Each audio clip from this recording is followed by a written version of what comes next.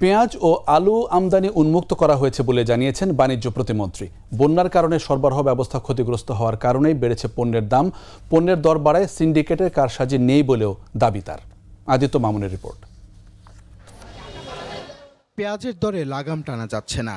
সপ্তাহের ব্যবধানে পণ্যটির দর কেজিতে বেড়েছে অন্তত 20 টাকা। ক্রেতাদের কিনতে হচ্ছে 120 টাকা কেজি দরে। আলুর দামও লাগামহীন।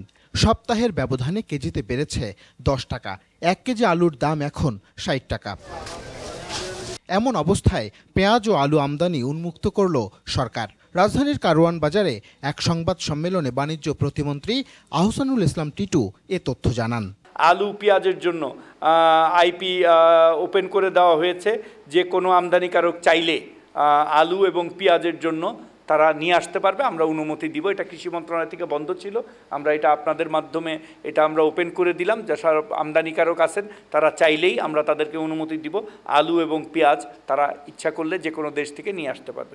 প্রায় সব ধরনের পণ্যের দাম বাড়ার কারণ নিয়েও কথা বলেন বাণিজ্য প্রতিমন্ত্রী। পণ্যের দর বাড়ায় সিন্ডিকেটের কারসাজি আছে কিনা সে বিষয়েও কথা বলেন তিনি। আমাদের অনেক বীজতলা, অনেক ক্ষেত এটা পানির তলে চলে গেছে। সো আমি মনে করি যে এটা সাময়িক। বন্যা পরবর্তী ব্যবস্থার জন্য আমরা কৃষি মন্ত্রণালয় এবং খাদ্য মন্ত্রণালয় সহ আমাদের এই যে সাপ্লাই চেনটা যেন আমরা নিশ্চিত করতে পারি, তাদের সাথে বসে কাঁচামরিচ, পেঁয়াজ সহ অন্যান্য যে কৃষি উৎপাদিত পণ্য আছে সেটার অবস্থা এবং কি করণীয় সে বিষয়ে আমরা নিয়ে আপনাদেরকে জানাবো। আমাদের ভোক্তা অধিদপ্তর সবসময় সচেষ্ট আছে। যে পরিমাণ ভারী বৃষ্টি এবং বর্ষণ আছে এটা কিন্তু কোনো কনস্পিরেসি না। তারপরেও আমাদের নজরদারি থাকবে এবং আমরা যে কোনো কঠিন ব্যবস্থা নেওয়ার জন্য সবসময় প্রস্তুত আছি।